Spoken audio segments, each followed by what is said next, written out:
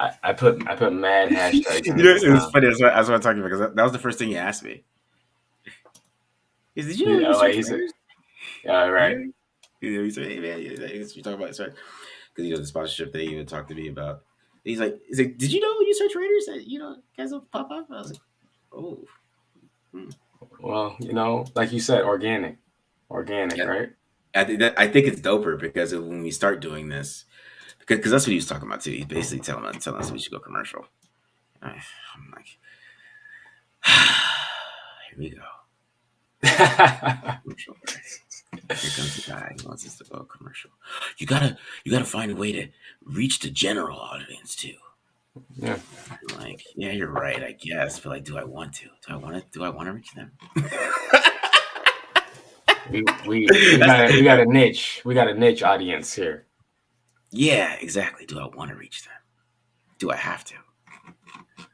Yeah, we're doing our thing here. Yeah, and they're not gonna. I don't think those guys are like die-hard watchers, anyways. They want to hear about when Derek Carr's gonna get traded.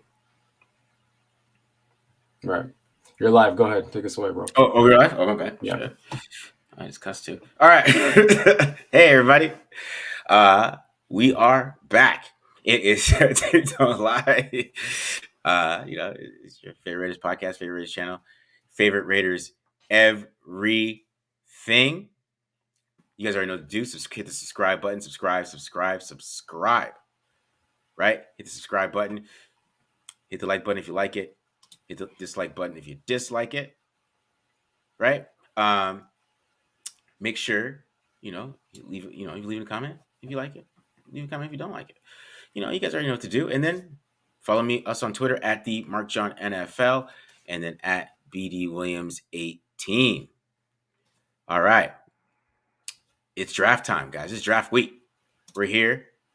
We're waiting till Friday. We're okay though. We're patient, right? We got Devontae Adams. We had Devontae Adams on Thursday. We're good. Right.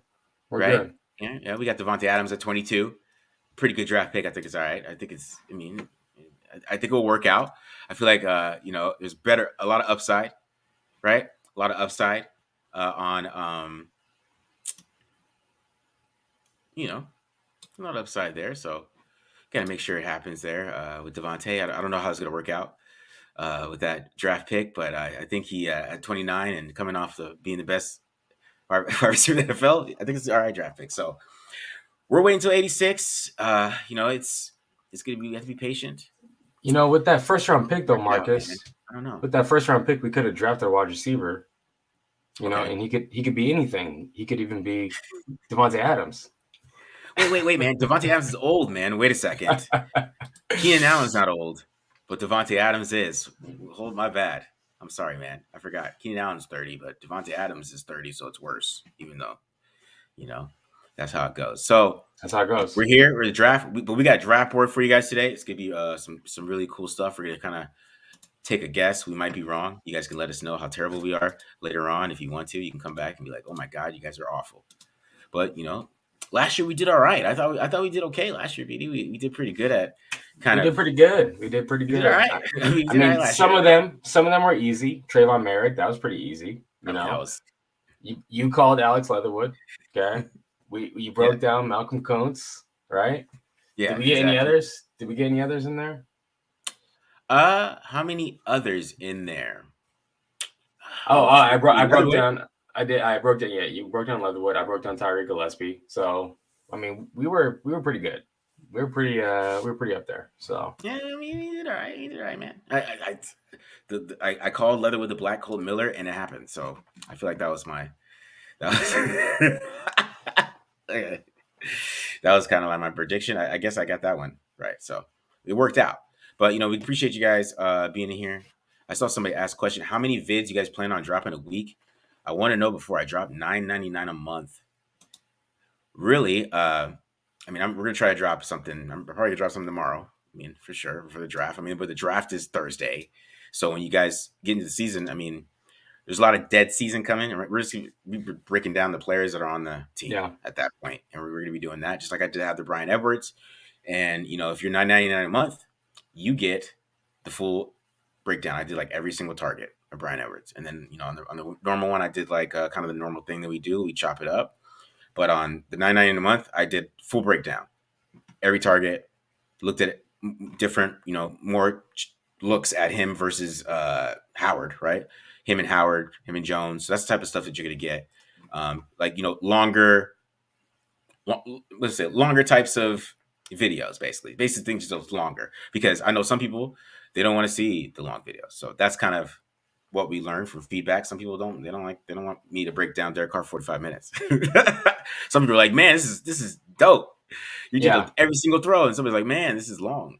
Most people would say that's long, right? Most people, I know there's some diehards that just love, the cut of the Carfax. They want to watch every single throw, and they're down with that, and they love coming to watch it. But some people don't. They just kind of want to see, some key plays and things like that. So that's basically how it's going to go down. So if you're a person with the memberships, if you are a person that wants to see longer breakdowns and full long breakdowns, right? So that's where you want to go. You want to do that and check those out, and we're gonna have those. I'm gonna start doing quarterbacks. It's quarterback season for me. After the draft, I go straight into grading quarterbacks. I've already graded 5, so we're gonna be doing that. I mean, you can't be mad at my quarterback opinions because it might be different than you might hear. So I just want to say that too out there when I put that. But that's for the real people. They know with the quarterback stuff. But yeah, so. We just want to say that. Did you also put up the film school for the DB? Yes, I did. I put that up there. Okay. Yeah, so we got the film school for the cornerbacks up there too as well. So check that one out with Mario Goodrich. We got some other parts with that, where like Trent McDuffie, you probably dropped those too before the draft, so you guys can just see what kind of players they are. So definitely love having you guys in here and checking this out. So check it out. Appreciate every single one of you guys, like I said, all the time, right? I appreciate you guys showing love to my shirt, Malcolm X. You see what I'm saying here, All right, here we go. BD, we got our draft board today. Draft board. So we got not a film episode per se. Not really film episode. That's fine. It's draft, man. It's draft, right. I mean, people were bored last time. I heard the block of tight end had bored some people because I was breaking down. We got some funny messages. We got some funny messages saying, "Hey, hold on. Hey, man. Hey, safeties and tight ends. Come on now." That was hilarious. That had me weak. I was like, you know what? You're right. You're right, though. You're right, but this is nerdy. This is nerdy. Hey, it was very nerdy, but hey, you guys enjoyed it. You guys are still in there watching us break down blocking tight ends. Guys are not gonna get. Some guys will come in and get 15 catches. Maybe like a couple like when you do in the red zone, he does the leak out from like the one, get a couple touchdowns, ruin your fantasy. Those are the tight ends they're going to draft. The guy who's going to ruin your fantasy. So why is this guy trolling about like Malcolm X? Like, I'm going to listen to him anyway. So like, I read books. So, like, it's crazy. All right, here we go. I didn't even notice that. This is funny, but yeah. So draft board, we got board. We're gonna go anything through. Else about the draft you want to talk about before we get to the board, though, BD? Anything? Yeah. There's probably a couple things. The board just before we get there is just the idea is the Raiders are going to be picking at 86. Maybe some players who might fall, but we're not talking about like, Aidan Hutchinson is like number 1 on their board, and obviously the Raiders aren't going to get Aidan Hutchinson. So we're going to talk about like realistic players that the Raiders are going to possibly be in the position to be able to draft around 86. Maybe they trade up for a guy, but we'll see about that. I think a lot of people are saying that this is a weaker draft than most years. I watched only defensive backs. I think this is a super strong cornerback and safety class, stronger than previous years for sure. So I'm interested in what you think, like the entire draft. Where is the talent in this draft? And what do you think about it? The talent of the draft is interesting. I don't think it's like one of the best drafts that you'll see. Like, I don't know, like how many full-on superstars there are in this draft. At certain positions for sure, there's like a lot of superstars there, but like at different areas or like different, like depth-wise, and those words we're hearing those depth, those type of words, they don't make any sense, right? Because basically they're saying it's not a good draft. When you hear depth, there's a lot of depth in this draft. It means it's not a good one. So, because even at the top, man, like, I mean, you're taking a lot of chances. Like, that's why Trayvon Walker is somebody that is going to go number one in this draft. You know, it's like, so that's kind of how it tells you what type of draft it is. If they'd rather take a chance on a freak, like, you know what? Well, I mean, the guy's a freak, so let's just take a chance on him. I mean, what, you know, his number one draft pick. He's very solid in all of that. So, you know, it's just if they take, if you know, because so like, obviously they, I mean, because the three positions that you take potentially number one overall, right? Yeah, it's quarterback, left tackle, and pass rusher. Those are 3 positions, right? Do you take a wide receiver number one overall? No, I wouldn't. I mean, not in this draft. You know, I mean, that'd be like a Calvin Johnson type or something like that, right? So those are the 3 positions, and you're telling me there's no quarterbacks, there's no left tackle worth taking number one overall. Well, I mean, left tackle. I mean, left tackle. I would say yes. Evan Neal's the beast. I mean, Evan Neal's a beast. He's a beast, right? So is a dude from North Carolina State. I mean, yeah. I mean, there's good players at the top, you know, but that's what I mean. Like, I think if there's like more solidified number one draft picks, like usually when we go into the draft, like Nick Bosa is going 1 or 2, or like we all know that. Like we all know these guys. Yeah. Like the top 5's easy usually, right? The top 5's not easy this year.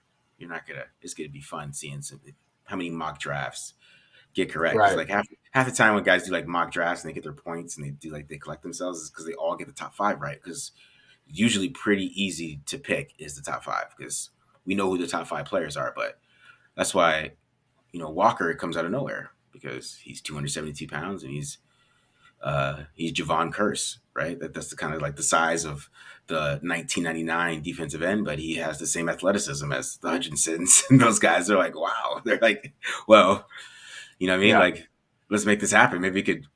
I mean, he has good technique. I mean, he could probably figure it out. Like that's why like a guy like him is rising because he's really is Aidan Hutchinson good against the run? Well, Aidan Hutchinson's the best player in the draft, that hands down.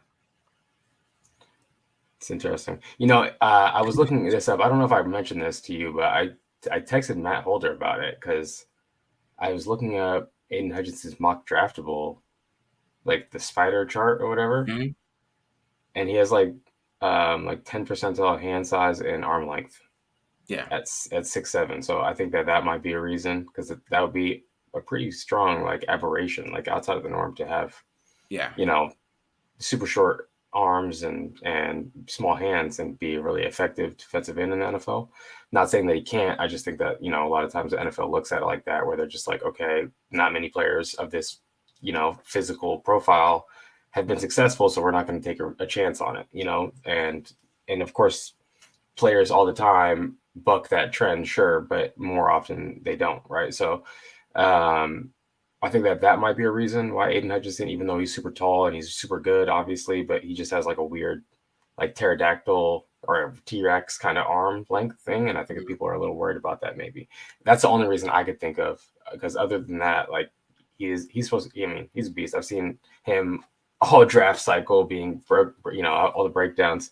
Yeah. Fantastic. Like every time you turn on any game of a offense playing Michigan, or you watch Aidan Hutchinson, even if you're not watching Aidan Hutchinson, he's gonna start popping off on the tape.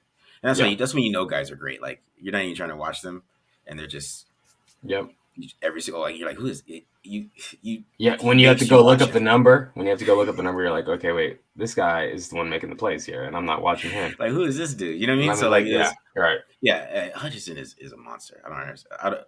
I know people try to knock him for not having Ben, but I don't. Yeah, okay, whatever, man. His profile. He's athletic. He's athletic enough, and he's technical as hell, bro. He has every pass rush move already. So it's like that's what's the thing with him is like how much. Maybe you're like, okay, how much more can he get better from there? But you got to think about like, okay, so he's already set as a pass rusher. You know, he has enough bend to be like a 12 to 15 sack guy. He has a motor. It's easy 12 sacks. All right, so I agree with you. Hutchinson, that's a beast. Who else do you want to talk about in the top of the draft? I think Kyle Hamilton is a guy that people are kind of interested in. Where is he going to go? Do you have any ideas, any thoughts about Kyle Hamilton? I have a couple. Not really, man. I really haven't gotten to safety because this year I kind of just trusted you. I know you'd break down safety, so I haven't been trying to. Okay, all right, got you. Well, I mean, he's a premier player. Don't get me wrong. I've watched a few outside of DBs who are like some really good players, but Kyle Hamilton is it's interesting, and I refuse to keep on getting bit by the NFL. Okay, when Deion Jordan came out, 6'6", 280 pounds, and he was like covering down over the slot, playing in coverage. I'm like, what is this? This is ridiculous, right? Oh, a hybrid player for the NFL. This guy could change football. They're like, no, you're playing defensive end only. Josh Allen carrying the tight end vertical, intercepting the ball 30 yards down the field. I'm like, oh man, he could play in coverage and he can rush the passer. Like, this is a hybrid player. The NFL is going to take advantage of it. Nope, you're just playing defensive end strictly, right? Mm-hmm. Isaiah Simmons, another guy. I mean, we don't even need to talk about Isaiah Simmons. It's crazy. 6'5", runs 4 threes. Is he a DB? Is he a defensive end? Who knows? It doesn't matter, right? NFL's like, no, you're going to play one position only, right? And so I just worry because everyone talks about Kyle Hamilton. His coaches, they say he's the most versatile player ever. All these scouts, they say, oh, he's so versatile, everything like that. But is the NFL going to play up to that? Because they've proven to me time and time again that they don't play up to that. They just try to pigeonhole a player. And I don't know if just sitting there at safety, is he going to be, is he going to play up to his draft status? Whereas if he was able to move around, you'll see maybe like a Jeremy Chin kind of production from him in his first year. And it's like, okay, rookie of the year, so I'm just a little worried about what the NFL is going to do to him. And they've proven to me over and over again, they don't take these hybrid players seriously coming out of college. They're like, you need to learn to play one position in the NFL. Yeah, because I think they look at hybrid players as a college thing. Yes. Because they look at that as a college thing. Like, oh, you're defensive end. Like, but how can you, what can you translate? What translates? Can you actually do all that in the NFL? Are you really that good at that? Or is just are you just an athletic freak and you can run all over the field? Right. I think that's the big thing you have to understand when you talk about translating to the NFL.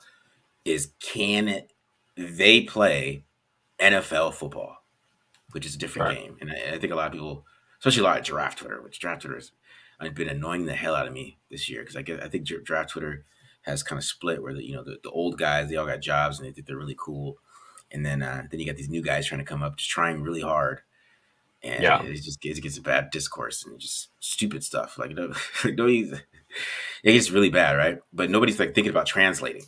Like, what translates to the NFL? Because a lot of those guys don't watch. They watch college football all year round. So they only watch college football, right? So they have a hard time understanding what the NFL thing is. Yes, 100%. 100%. I agree. Because it comes down to playing one position is hard enough in the NFL. You know what I'm saying?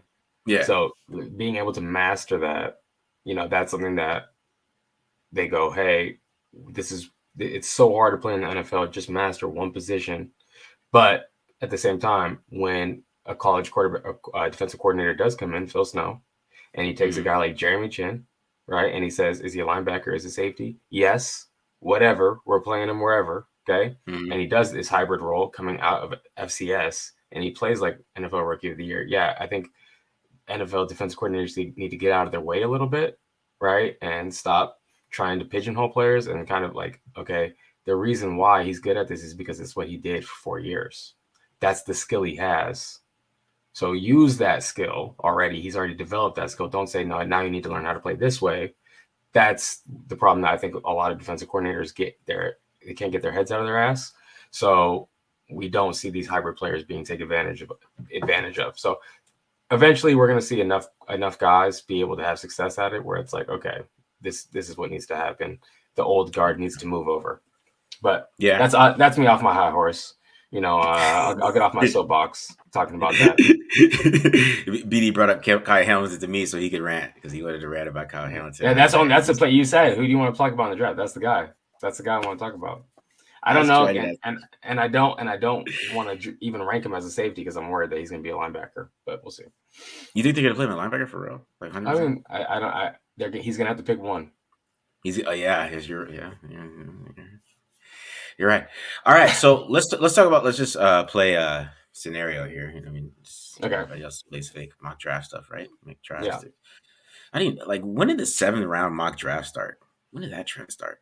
That's there was a game. There was a game that came out called First Pick NFL, and it's just like a super simple thing where you just choose your team, and then it just runs you through a simulator, and you pick all 7 rounds. Okay, and people would post their results on this, like on forums and stuff like that.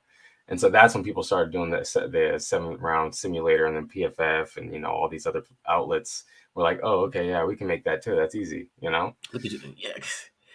I thought it was Bleacher Report because Bleacher Report loved to make everything long. I know that just more clicks. Yeah, the mock draft 7 rounds, guys. Like, how do you know who's getting picked at 250? It's like I think it's 7. It's too much. Who do I have on the board? Like, yeah, that's like. Anyways, all right. Honestly, it's great. It's great for me that the Raiders traded their first 2 picks because I hate doing mock drafts, and I haven't had to do a single mock draft this year. So I there we go. So. I'm taking it. I'm taking it. Yeah. So some scenarios that we talk about. I didn't want to talk about like Devontae Wyatt before we get to the board because me and BD had a debate whether I should put him on the top of my board for the Raiders, what the Raiders might do because he has some character issues that he might pop up that might cause him to drop. And we talked about how he might be part of something like maybe if he falls, the Raiders might trade up. So the scenario of Devontae Wyatt falling, because it is a scenario, it can happen. I think that's why they brought him in for a visit because they wanted to check him out because it's out there, right? And they know that maybe it falls a little bit, but we'll see. But I don't think they're trying in the first round. I think that's insane. And no, not for defensive tackle. But if you're, it better be a quarterback if you're trading the first round. That's all I'm going to say. It better be a quarterback. If you're going to trade, because that's what people, they've asked me that on the radio for the longest. And that's what I say. If you are going to trade into the first round with no first round pick, it better be a quarterback. Or like Julio Jones. It has to be like one of those 2 positions. It might be like even is Devontae Wyatt at that level? No. All right, so let's say then that Devontae Wyatt falls into the 2nd round. If the Raiders, if we're watching the draft, 2nd round, day 2, trade Las Vegas Raiders into the 2nd round, you're saying that's going to be for Devontae Wyatt if Devontae Wyatt is still there? It depends on where it goes. If we start getting to the 60s, I think you get to the 60s and he's there, we'll start having the conversation. I think it's players. So, because we're gonna have our board, right? And because we're kind of predicting where players are gonna be in the 3rd round, right? But I still think they're taking a faller. That's who I think they're gonna take. That's their plan. We're taking whoever's gonna fall. Somebody's gonna fall. It happens every year. Someone's gonna fall. They're gonna package and trade up into like 60s. You're saying 50s, 70s. They might even be patient. Maybe wait to the 70s. Yeah.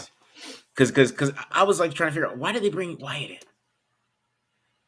and then I found that out and I was like, oh, that's why they brought Wyatt in. Makes sense. That's like, oh, okay, but because the possibility is there. Like you can say whatever. Like,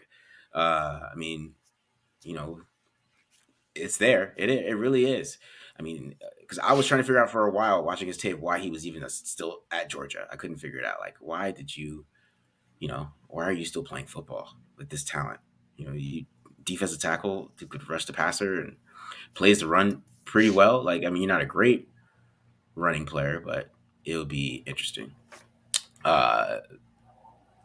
But I know that they would love him because he went to Georgia and he's still a really good player and he's still I mean, you know what I'm saying? Like he's still a hardworking guy, so they probably already did their homework. That's what I'm saying. Like they probably came in and that's why he was there. Right. Yeah, I think it's like I literally like if he fell, that's a possibility. I think it's like a one guy that might fall. So see, I do have a question. With trading Waller for Wright, I don't think they're gonna trade Waller, guys. I think they're trolling the Packers by offering them Darren Waller. I'm not gonna. I don't believe that they didn't know the rules. I'm sorry, guys. I don't believe it. Well, it sounded like someone made a someone published STD? Something. Okay. Big STD. Oh my goodness. All right. Do your thing, big STD. But someone I think published like a clarification that the Packers wanted Waller, but the Raiders said that's why the trade was taking so long because they were kept on pushing for Waller, but the Raiders wouldn't go for that. They went for a second round pick instead. So the original one was Waller was originally part of it, but you pointed it out like it can't be because they know the rules. You know, like Patriots guys know the rules more than anyone. Yeah, actively trying to circumvent them. You know, so they know all the rules. And it wouldn't work because Devontae Adams wasn't going to sign his tender in Green Bay, so that could never be a possibility. Yeah, exactly. Yeah, I mean, I've seen crazy things. I mean, Waller's 30. It's not too crazy to trade him. I just think it would send a bad message to the locker room. I mean, if you watched Darren Waller on the Pivot podcast, there's a moment where he talks about where he went and talked to Josh McDaniels and told Josh McDaniels he wants the damn football. Josh McDaniels said, "You're going to get the football." And he was happy. They asked about Josh McDaniels. He smiled. You know? Right. So there's so basically, and you think that guys don't talk? Like, so if he trades Darren Waller, I walk into a room, Darren Waller tells him, "I want the ball." Like, I didn't get the ball enough. I feel like if you give me the ball, he went the whole podcast. He just talk about if he went there and told him like, if I don't get the ball, I feel like we aren't going to win as much, right? He told them that. So is he a liar? That would make Josh McDaniels a liar, and then the locker room is okay. He's a liar, just like what happened with Gruden. You're a liar. Right. Yeah. I mean, that's a good point. That's a good point. And this business, the NFL is about managing men. That's what it's about. So that is super important. It's not just these guys aren't just going to go out there and play hard no matter what. Like you got to be on their side. You got to get them, believing in the cause. So I agree. That's a great point. All right, so we're 28 minutes in. We talked about the draft. We talked about scenarios. We talked about the stuff. Let's get into the program here. I'm gonna put up our 1 through 5 top-rated guys on our board, and then let's talk about these guys. And again, this is when the Raiders come. They're sitting there at pick 86. Maybe they trade up a little bit into the late second round, early third round for some of these guys. Mm-hmm. Yeah. And I think that's probably most of the guys that are on this 1 through 5. So I'm gonna put it up here. Okay. So talk about these guys: Christian Watson, Cade Mays, Leo Chenal, Damian Pierce, Isaiah Spiller. I know that you've broken down a couple of these guys for the channel. First up, talk about Christian Watson. So I mean, people are probably gonna say Watson's not gonna be there, and yeah, I mean it is. I mean, he had a lot of buzz. It is easy to say that he's 6'4", has a lot of buzz, whatever. But just going into the process, he wasn't that high, right? So he would have to be a serious riser, right? I think people, there's a lot of people, even like the Dame burglars and stuff like that. I know Watson has moved up a little bit in some of their boards because they're kind of trying to stop the the buzz around him. I guess I don't know. Maybe they're just trying to get into it. Maybe they're hearing some things about him rising too. Maybe a little bit. But I mean, there's still a possibility there. I mean, he still has bad hands, so that's really a big thing. Like even if you're like trying to talk yourself into it or trying to take him in the first round, you have to think about his hands. You do. You have to think about the upside of, does he have the hands to be a true number one wide receiver? Right. He's yeah. That dude's the Raiders would take him in a second, 100%, because he's gonna cut. It doesn't even matter if he catches a ball. He doesn't care. He's gonna block. He's gonna try to pancake a corner, maybe a safety. He's gonna, and he's gonna he returns kicks too, which is I think a thing a lot of people don't talk about is that he returns kicks. So is this? We're talking about he's sitting there around pick 55 and after. Raiders could trade up potentially to get a guy like Christian Watson, or they stand pat at 86. I think they could if Watson fell, they trade up. All right. What about Cade Mays? Cade Mays is a guard. Cade Mays is a guard and a tackle, which we always talk about. They love versatility. They probably don't even care about his tape. They're like, oh, you play guard and tackle. We can work with that. You went to Tennessee, play guard and tackle. All right. Yeah. Are you smart? Do you know football? Cade Mays is a monster, bro. I really like Cade Mays' tape. I'm really high on Cade Mays. If they took him, I'd be super excited. So that's one player I think they're going to be high on. A big factor of a lot of things that we're doing here. I mean, I wouldn't expect any small school players, so that's kind of be the thing that we're going with here. Got a lot of SEC here, guys. I'll tell you that right now for sure. And I really like Cade Mays, man. That's Tennessee. Played guard and tackle. Played them both well. Played against some of the best competition in football. Yeah, 100%. Cade Mays. That's why he's number 2. So, but number 2 for Marcus. Cade Mays, 100%. Number 3, Leo Chenal. You probably want to speak on that one a little bit more, BD. Leo Chenal is a guy who I think perfectly fits the scheme. Inside linebacker, thumper, a guy who can play on the line of scrimmage. He has no problem mixing it up with guards, tackles, centers. He's going to lock out. Fantastic player against the run.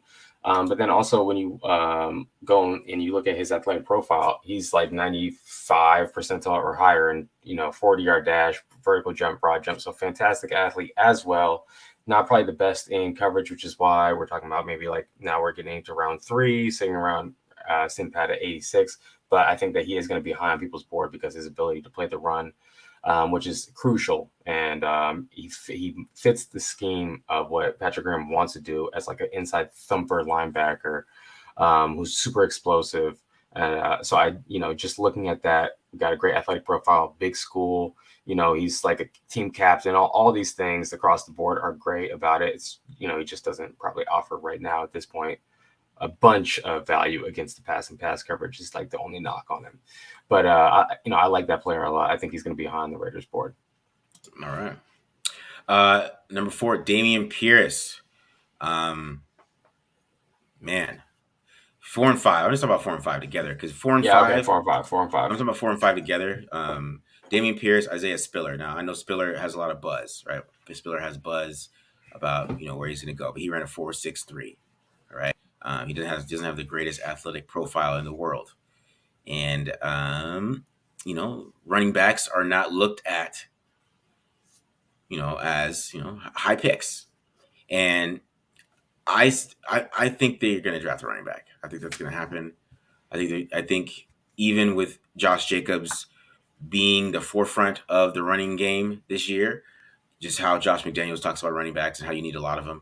I mean, the draft is where you find a lot of them. I mean, there's a lot of running backs that are out there, undrafted, and I think Pierce or Spiller are their profile. They're both almost similar to Noshawn Moreno and or Dwayne Harris or any other back that was a main lead back in the Erhard Perkins, Josh McDaniels system. So That's why I still think they're going to be high on some of those running backs. So that's why I really like Pierce. Pierce make you miss type of guy.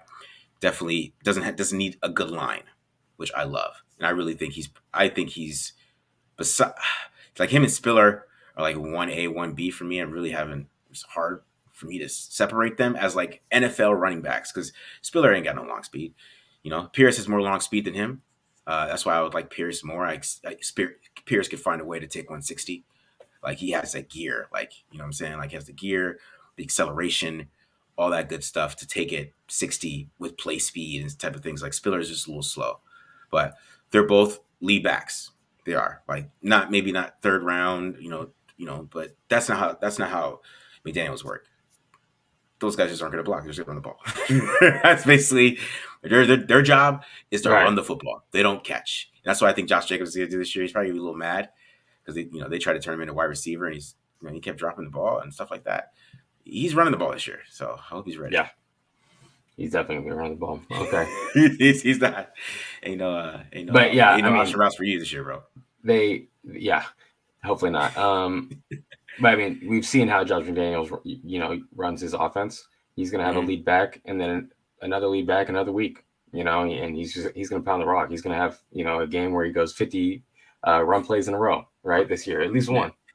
Anyways, let's move into the next. I'll jump on here with Alec Pierce because I think these other guys better than I do. But Alex Pierce, he's a Cincinnati wide receiver. We've seen him posterizing guys on the other end of my breakdown. So I'm able to at least talk about him semi-intelligently. He's a guy who wins up high at the catch point.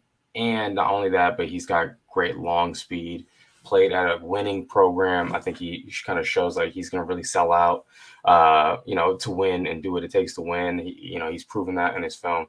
So he's a guy that I think when you're talking about, the wide receivers that are up there for you, I think there is a lot of upside along with being a guy who's going to be able to potentially win immediately on the outside in certain looks, but then also continue to improve and make the best use of his athleticism. Because he has a pretty good, do you remember his numbers off the top of your head, Alec Pierce? I don't remember Alec Pierce's numbers, but I don't understand how he's not a first round pick. So I'm still trying to figure that out. I was trying to figure it out for a while. 4'4", flat, 6'3", 211 pounds. 33-inch arms, 78-inch wingspan, 6'6" wingspan. On this guy, 40-inch vertical. Beats breast. It's a first round athletic profile. Okay, yes, 100%. They just like don't believe it. They're just like, no, this can't be. That's not true. He's not that athletic. No. But I like Pierce so much, man, because and it's crazy. It's hilarious because he can beat press, bro, and it's on tape. Like he literally is playing press and beating it, and then he was what they're doing. They're going, oh, he beats press against American Conference. Who cares? That's what they're saying. It's because the Senior Bowl was weird for him because he was just beating everybody. Nobody cared. It's like he would just beat another corner of everything. All right, so here comes Christian Watson. Oh, let's all watch. After Alec just ran past him, he just beat press and just do his 5 yards behind him. Nobody cared. That's why I know he's gonna fall because like sometimes you can just tell like some of these guys are like good, just like nobody cares, man. Like whatever, bro. Who did you play? Who are you? Oh, you're 12. Oh, Cincinnati. Oh yeah. Oh. Yeah, you're 12. Yeah. Okay, whatever. Yeah. I'm telling, but this athletic profile, bro, is yeah. Yeah, no, I'm with you. 100%. Like because it just trips me out. Like wide receivers that can't beat press get all this hype, man. You guys know that you watch them on tape. You know they can. It's just I don't know. I'm just whatever. Who's the next guy?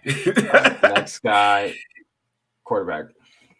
So Sam Howell. I think if Sam Howell falls to 86, I think he might be an option for a backup quarterback because they take backup quarterbacks in the third round all the time, and this was the whole best player available thing came into this because I feel like at 86 is what they're going to do. They're going to either take a faller And I think Sam Howell, just because we love quarterbacks, right? But usually the second tier of quarterbacks, they go in the third and the fourth, in the fifth round. Like they usually skip over the second round unless they're like maybe some guys had a first round grade on him. Who knows? Maybe some guy has a first round. I don't know. Maybe somebody has a first round grade on Sam Howell.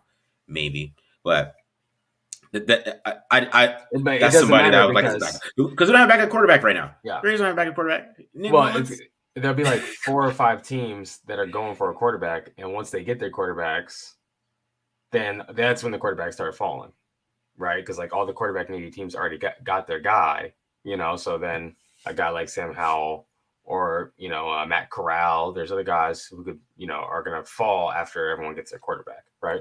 So that's a potential situation there. But you like Sam Howell for the Raiders to take him at that point, like over any other needs. You want the Raiders to take Sam Howell because you believe in his upside. Yeah, I believe in his upside. I do. I like at that value, but it's more about the best player available because I think they're going to think about it. Yeah, that's why I kind of have him up there. Because if they get to 86 and Sam Howell's there, the Raiders don't have a backup quarterback. We could give it real. I mean, Garrett Gilbert.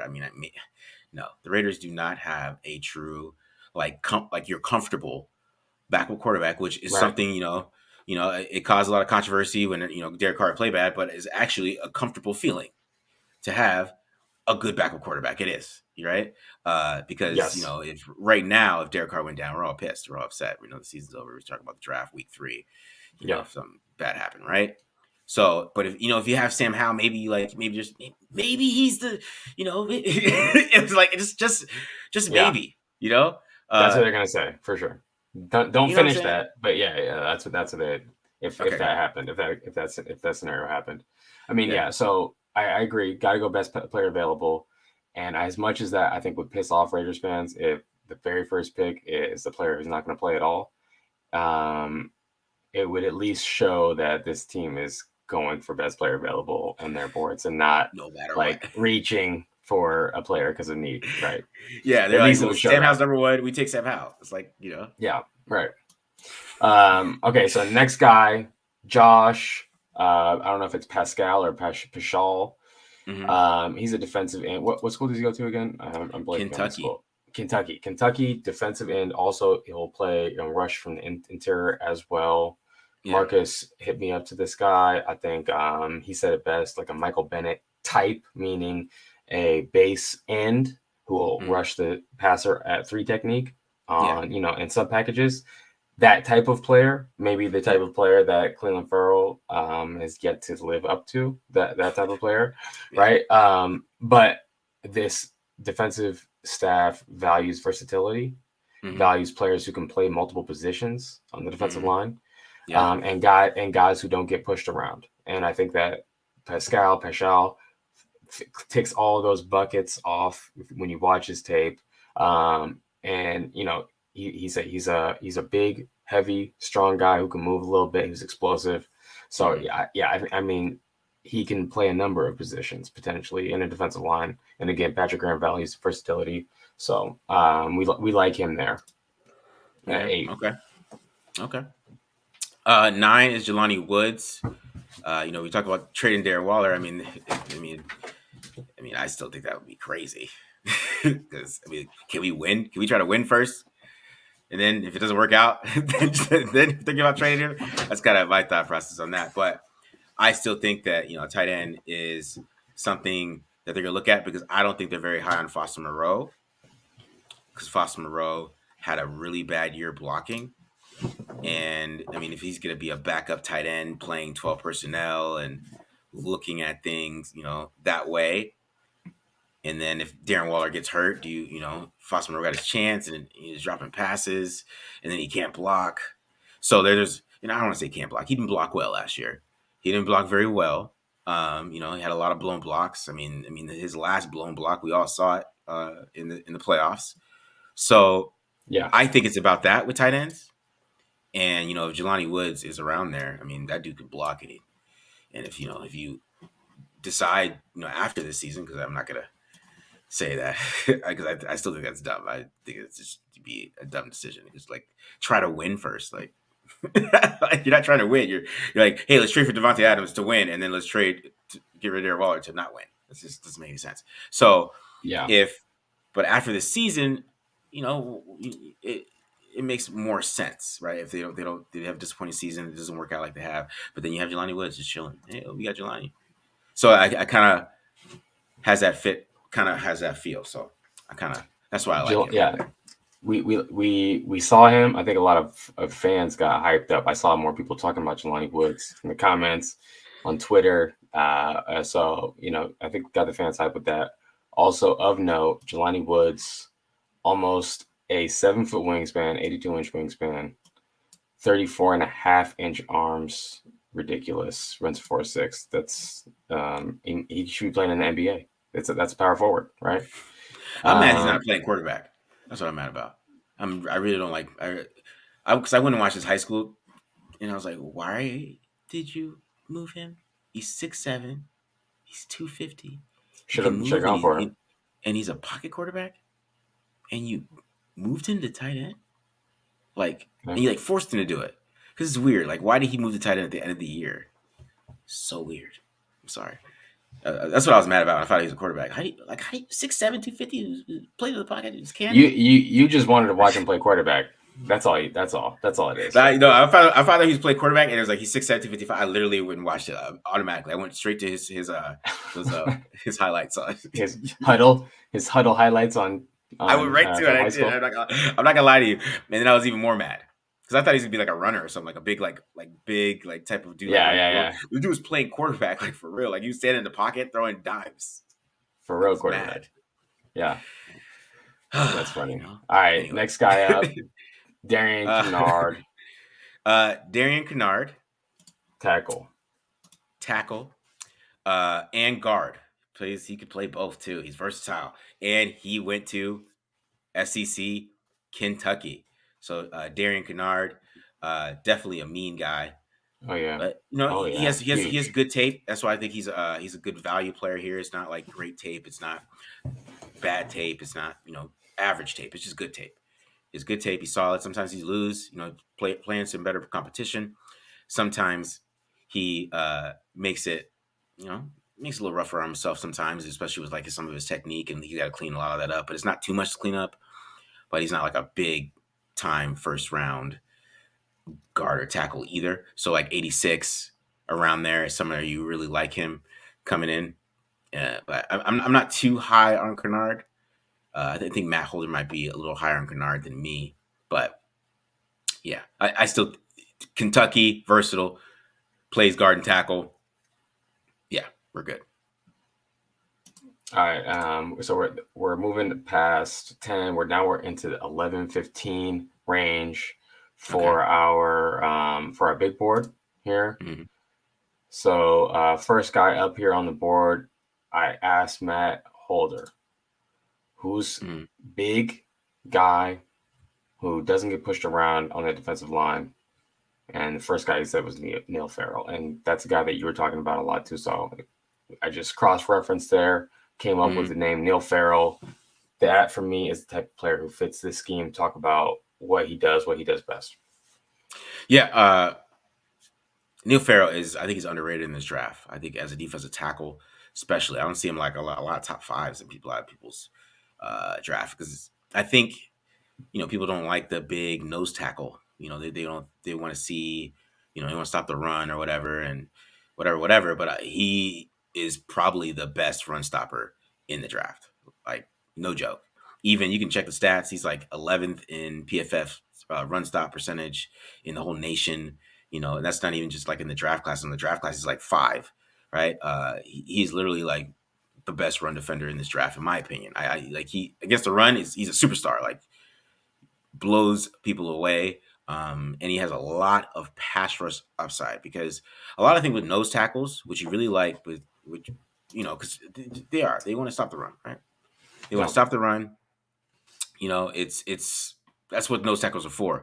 But we're in a passing league, so if you really don't want a nose tackle who's going to get 10 sacks. It's kind of unrealistic. Let's keep it real. No, but you want a nose tackle who can push the pocket, and that's what he does well. I think he pushes the pocket well. He has great hands. Pushes that bad boy. And like 4th round, 86, I'd be ecstatic if they got me a Farrell. I'd be like, oh, hey, starting. And he's going to be a stud for years. I think, seriously, his UCLA tape is dominant. Then he went to the Senior Bowl, and nobody could block him at the Senior Bowl. There wasn't a player at the Senior Bowl that could block him, So, I mean, him and Travis Jones kind of stole the show from him a little bit because people were higher on Travis Jones going into the draft, going to the Senior Bowl. But I mean, even me and Matt, we didn't really know who Farrell was going into that, and we're like, man, who is 94? We said that like the whole first day, and I went and watched. I mean, UCLA is nuts. His UCLA tape is nuts. He dominated everybody. So I'm really high on him. I kind of went too long, but you could tell I really like him. Yeah. Okay. There we go. I mean, that's good. That this is what the show is about here. Okay, let's jump to my the next guy, number 12, for me, Kirby Joseph. We just did a breakdown for the safeties for the people who watched. I got some comments, about his ability to get from the middle of the field to the sideline on the go ball, showcases some spectacular range. I think we saw a guy who had a lot more buzz than him, Andre Sisco, get drafted similarly in the 3rd round. We see guys like Justin Simmons get drafted in the 3rd round. Marcus Williams get drafted in the 3rd round. Guys who are cover safeties. Okay, they're guys who they play to the passing strength and zone coverages, play in the post. Not really a guy who you want in the box, tackling and blitzing off the edge. So I think sometimes those guys get undervalued, even though they're more rare, harder to find in the NFL. So I like him there at 86. Honestly, if he's there at 86, which I'm honestly doubtful that he even would be, but if he is there at 86, Raiders definitely got to make a tough decision there. Pairing Kirby Joseph with Trayvon Merrick, now you got, an incredible backfield, a defensive backfield, and you get to play in a lot more too high structures that allow the corners to be a lot more aggressive. So, and you need to do that when you're playing against Justin Herbert, who's going to throw the ball how many times a game? 50 times a game. They're going against Patrick Mahomes. You need to play in those too high structures. You need a safety who can actually cover. How they play against the run is really inconsequential when those are the two teams that you got to beat in your division because they don't run the ball. They just run RPOs, right? So it's, I think, who cares about a safety being a great tackler? Kirby Joseph, he's going to be just as good, maybe even better, honestly, than Trayvon Merrick was in his rookie year. All right, so next guy up here is number 13, Martin Emerson. I don't know. Did you watch Martin Emerson? He's a cornerback. Yeah, I've heard of Martin. I didn't get the chance to watch Martin Emerson. Corner from Mississippi State. Okay. Raiders have been linked to James Bradbury this entire offseason. James Bradbury coming from New York Giants. He's holding out. He doesn't want to sign. He doesn't want to play on his current deal. Patrick Graham coached him last year. He was great. He's Patrick Graham's best defensive back, easily by far. Okay. Well, Martin Emerson is James Bradbury in a few years. Like, this is the same exact type of profile, a 6'1", 6'2" corner who's 210 pounds, not a blazer, he runs 4.5s. We'll say James Bradbury, right? So did Carlton Davis. These guys were really good corners in the NFL in a lot of too high schemes, cover 2 type of corners. Okay. We see those guys have a lot of great success. I think Martin Emerson is the next in line there. He's my number 5 corner overall. No one else I've seen has him even close to being that high. So I think that there's a chance that he's there at 86. And I really like his upside. I really like his size and his zone eyes. So I think, again, that's a great fit for what Patrick Graham wants. He doesn't necessarily need, cover 3 corners or super fast corners necessarily. He's okay giving them a lot of help and letting them be physical and aggressive. You're right, man. All right, 14, Donovan West. Oh, yeah, Donovan West. Now, this is the center. Now, Donovan West, he's going in the 4th round. That's where centers go. Donovan West, that's where centers go, right? But he is an ASU player, big school. That's something that Bill Belichick and all those guys, they love ASU players. N'Keal Harry, they took N'Keal Harry, even though they knew that he couldn't beat press, but he knows Todd Graham, so they love ASU guys. But I also think Donovan West is a great center, really good player, and he, is a center too. Like, he's not trying to learn how to play center. He's not trying to get his snaps faster. He's not trying to understand how to pick up blitzes. He's not trying to, learn on the fly while he's actually having to block, right? He understands that he's a center. And I think, even all centers have versatility. I feel like centers automatically can play guard. I feel like like that's kind of like a thing. Sometimes if they can play center, they can play guard. So I really like Donovan West. Donovan West is a good player, but I think more in the fourth round. I would say that. Yeah, for sure. More in the fourth round. Yeah. I mean that's kind of what we're getting to. We're getting like the more fourth round guys, anyways, that we feel like are more fourth round guys. So, Donovan West, legit center. Dope. Okay, Donovan West. Yeah. All right, here we go. We got one more on here for Darian Mathis. Can you talk about Darian Mathis? For Darian Mathis is he's just a good defense tackle, but I think it's somebody they're gonna like though, because once again he went to Alabama, right? Right. He knows NFL schemes, right? It's just big school, top competition, those type of things. Those things are really important to these guys, and so they're gonna be looking at Darian Mathis, right? I think he's a good player though. He's a good player. I think he's gonna be steady. He's gonna be do his job. I don't know if he's ever going to be like a superstar, but he's going to come in and he's going to be a good player. He has some really good tape in the national championship game. His tape is really good. He had a really good game that game. So I mean, you could talk about maybe it's he's a big time player, step it up in a big game. Talk about those type of things, but that's things they're going to like. So I mean, he's somebody that they I wouldn't take him at 86. I wouldn't do it, but he has he has the pedigree that they're going to like. They're going to like his pedigree and his probably demeanor and his what did they say? Dave Ziegler said low maintenance players. That's what Darian Mathis says. Low maintenance player, but he just doesn't he doesn't do anything great. So that's kind of my thing. Okay. All right. Fair enough. Defensive tackle class, like we literally have like my top 5 defensive tackle list on this list is like third round. We're in the fourth round. It's a third rounder, right? That's funny. All right. So I got 2 corners up here: Cam Taylor-Britt and Damari Mathis.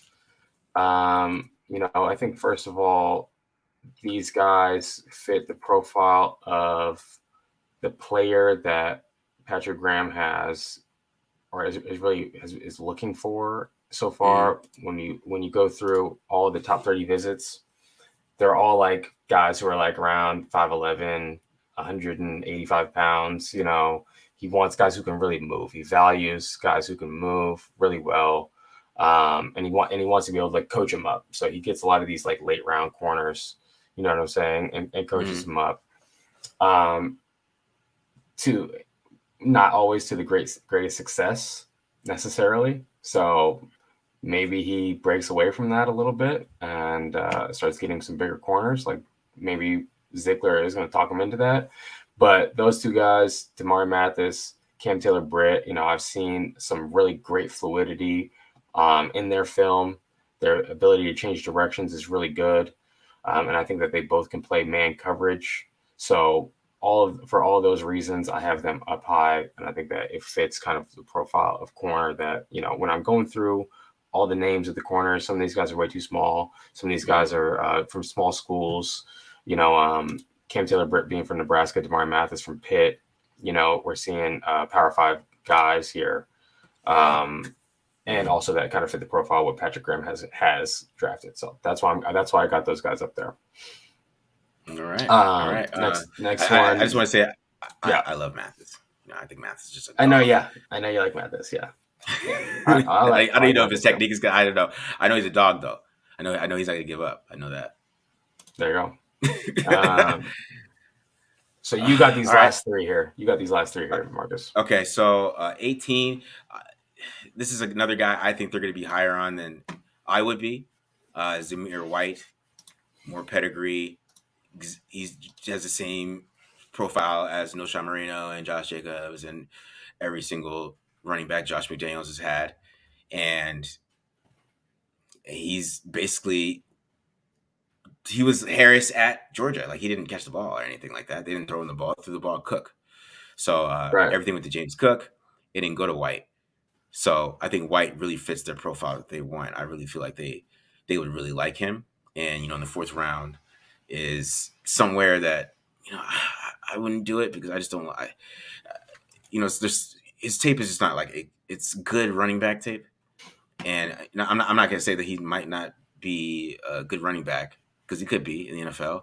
But I don't know. I don't see him being super explosive. But I do think they're going to be higher on him than I am. Honestly, they like battering rams. They like guys who can carry the rock 25, 30 times, right? Yeah. So that's kind of my kind of like shocker. Like people are gonna be like, Zamir White in the 4th round. Like I think that can happen. I'm not gonna lie to you guys. I think that could really happen. Isaiah Likely. Yes, Isaiah Likely. I did a breakdown of him. I put that bad boy up in the members section too. That dude can block. I'll tell you that. He can damn block. That's probably the best blocking tight end in the draft is Isaiah Likely. He would fit the whole need of even with, Jelani Woods. I put Jelani Woods higher because obviously Jelani Woods has more upside as a pass catcher. Like Jelani Woods could probably be. He has a chance to be like a number 1 tight end on a team, or he's like a main guy, and people like him in fantasy and stuff like that. He's the type of player. I think Isaiah Likely just a little too slow for me. He runs a 4.8. He doesn't look very explosive on tape, but he can block and he can make dudes miss in space. Like he is very hard to tackle in space, and he has a lot of wiggle, a lot of elusiveness that you really don't see from tight ends too much. Like he's literally like a slower Jonnu Smith. I mean, it's really what he is. He's a slow Jonnu Smith. So, and they for some reason they thought Jonnu Smith could block. I don't know. Some like Mike Vrabel lied to them, like was trolling them or something. They just, I don't know what that plan was. I don't know why they thought why he was a blocking tight end and Hunter Henry. I don't know what that was. I don't know that process. So, but that's what they do. They like that. They like to have a blocking tight end. Yeah, and they really don't have one on the roster. Frost and Rowe might get a shot, but that's why I think like Isaiah Likely might be a player that they take at hopefully not at 86. Hopefully, I don't want Isaiah Likely at 86. The 4th round. This is a 4th round. 4th round, hopefully 5th, because his athletic profile is not very good, right? And then of course, I went Carson Strong. I probably should have went EJ Perry here. I'm not gonna lie. Now that I think about it, that's probably the only thing I would change. Okay, EJ Perry, Carson Strong. We're talking about quarterbacks here. Yeah. EJ Perry being a very small school Ivy League quarterback over. So what do you think? What's the thought process there? I mean, can I tell the truth or should I? I like EJ Perry too much, man. I can't even lie. I'm like, man, he's like the ultimate development. Like, you have a cannon, you're accurate, you have great mechanics, and you're a small school guy who needs development. It's like just easy development guy. Carson Strong is kind of the same way, but Carson Strong though, his knee is his knee dead? I don't know anything about him. I don't know. Like, watch his tape. Like, he looks like his knee is bad. So that's the thing with him. But that's why I know he's gonna fall. Like, so that's why I know he's gonna be like in the 5th round because that knee is bad, man. It's even bad on tape. It's hard to watch, kind of how slow he moves, with how talented his arm is and stuff like that. You see the arm talent, and it's still there, but that knee is, man, it's pretty bad. And he's probably why we're not even hearing him getting 1st round talk at all, because he has a cannon. And, he has good pocket mobility and a lot of things that you would like, but I bet those medicals are not good. The medicals are a concern. They're probably coming back really bad. So that's why I think he's going to fall. And, yeah. All right. Someone real quick, someone said EJ Perry got all the hype right now. I think that was because of you. Yeah, I doubt it. That's because of him, because they put the tape on. They got all 22, so it might be even better than I think. So yeah.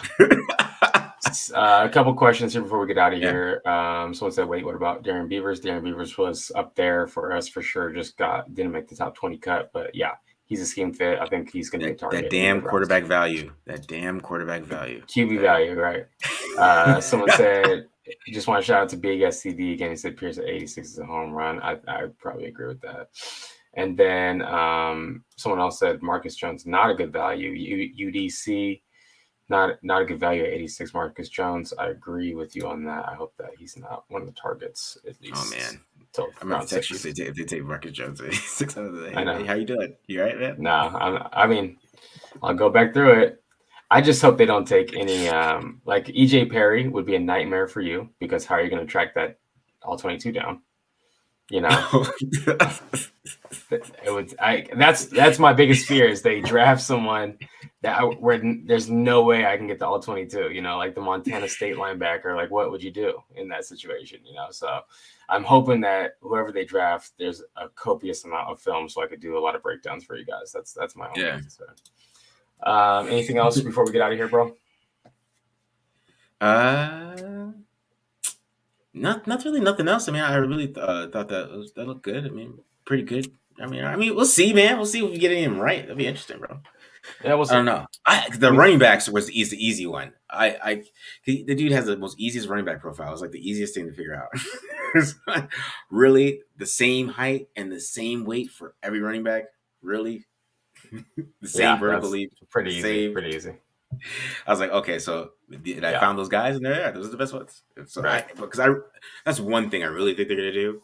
They're gonna take a running back. I think they're gonna try to take a running back, and I think they are gonna take some kind of offensive lineman, and they're gonna take some player that we're not even thinking about because he's just there. That's a possibility. It's gonna be fun. So tune in. You know, we'll see about our schedule for draft day. If the Raiders trade into day one, we would have an emergency pod, obviously. Yeah, exactly. You know, but other than that, you know, we're gonna probably sit back, let day one unfold, and then, you know, catch up with you guys on day two. So be on the lookout for that. Be on the lookout for all the content that we're gonna post for our premium subscribers as well. We've got some more content in the pipeline for you coming down there. And that's it, Raider Nation. Make sure you follow us on Twitter. Myself at BD Williams 18, Marcus at the Mark John NFL. Tell your friends about the Tape Don't Lie Raiders Film Channel. Holla at you. Peace.